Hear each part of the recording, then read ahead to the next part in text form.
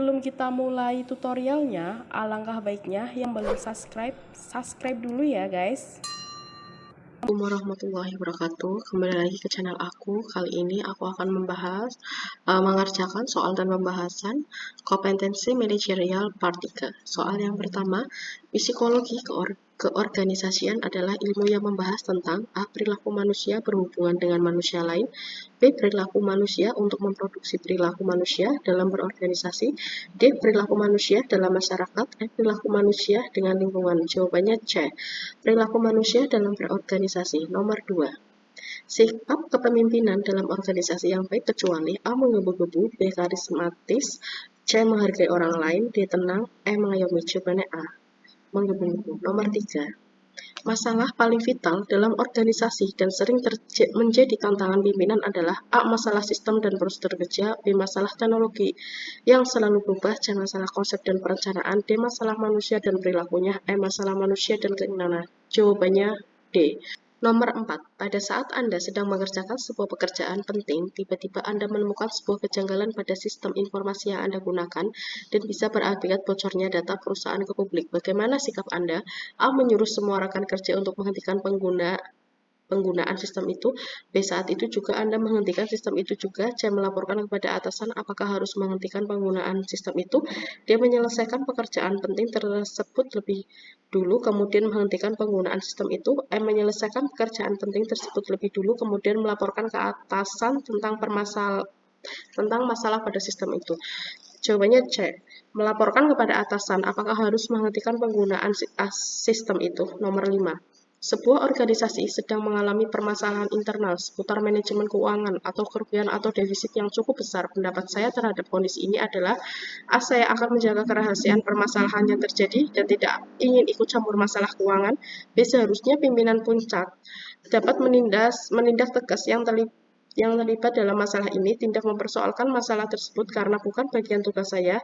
Dipastikan bahwa kepala keuangan bertanggung jawab penuh terhadap masalah ini. Perlu menjelaskan permasalahan kondisi keuangan perusahaan kepada seluruh jajaran organisasi agar dapat mengevaluasi kembali rencana pembelajaran. Jawabannya A. Saya akan menjaga kerahasiaan permasalahan yang terjadi dan tidak ingin ikut campur masalah keuangan. Nomor 6.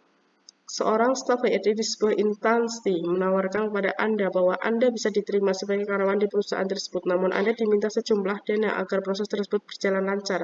Sikap Anda, A. Memberikan dana tersebut asal Anda bisa bekerja di perusahaan itu, B. Menolak tawaran itu dan mencoba melamar dengan cara yang baik atau ikut seleksi, C. Mempertimbangkan tawaran itu, D. Melaporkan ulah HRD itu kepada pimpinan perusahaan, E. Menerima tawaran itu, toh tidak ada orang yang tahu. Jawabannya B. Menolak tawaran itu dan mencoba melamar dengan cara yang baik atau ikut seleksi. Nomor 7. Anda diminta oleh direktur perusahaan untuk menjadi ketua sekaligus penanggung jawab sebuah tim di kantor. Padahal Anda merasa belum pantas sebab masih ada manajer yang dianggap lebih mampu. Sikap yang harus Anda lakukan: A. Menolak permintaan direktur tersebut, B. Mempertimbangkan permintaan tersebut dan minta saran atau masukan dari manajer Anda, C. Menerima permintaan tersebut dengan senang hati, D. Menolak permintaan dan mengusulkan manajer Anda saja kepada direktur, E. Menerima tawaran tersebut agar Anda bisa naik jabatan sejajar manajer Anda. Jawabannya B. Mempertimbangkan permintaan tersebut dan minta saran atau masukan dari manajer Anda. Nomor 8. Saya ditugaskan untuk memimpin tim kerja dengan batas waktu yang sangat ketat. Anggota tim kerja memperlihatkan sikap tidak peduli dengan tugas yang diemban. Sikap saya adalah A. Bekerja sendiri, yang penting tugas selesai. B. Mengancam mengeluarkan anggota yang tidak serius dari tim kerja. C. Melaporkan mereka pada pimpinan agar diberi sanksi. D. Membagi tugas secara adil dan memotivasi anggota untuk menyelesaikannya. E. Menasihati mereka agar sadar akan penyelesaian tugas yang diembannya. Jawabannya D. Membagi tugas secara adil dan memotivasi anggota untuk menyelesaikannya. Nomor 9. Tuntutan tugas Anda adalah mencapai target produksi sesuai dengan standar yang ditetapkan. Akibat kelelahan fisik, Anda melakukan kesalahan sehingga produk tidak memenuhi standar kualitas yang ditetapkan. Apa yang Anda akan lakukan? A. Tetap menghitung produk cacat dalam mencapai produk hari itu. B. Mengakui ada kesalahan dan siap menerima konsekuensi dari hal tersebut. C. Menginformasi ada beberapa produk cacat pada rekan kerja. D. Mengakui kesalahan dan menginformasikan kepada rekan sekerja. E. Mengakui kesalahan tetapi tidak mau bertanggung jawab sendiri karena kerja tim. Jawabannya B. Mengaku ada kesalahan dan siap menerima konsekuensi dari hal tersebut. Nomor 10.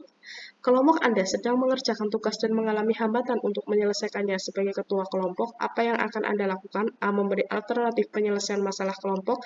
B. Membantu kelompok dengan mencari penyelesaian masalah. C. Menunggu arahan kelompok dalam mencari penyelesaian masalah. D. Mengajak kelompok berdiskusi untuk menentukan alternatif penyelesaian masalah. E. Memberi arahan kelompok untuk menentukan alternatif penyelesaian masalah. Jawabannya D. Mengajak kelompok berdiskusi untuk menentukan alternatif penyelesaian masalah. Terima kasih. Wassalamualaikum warahmatullahi wabarakatuh.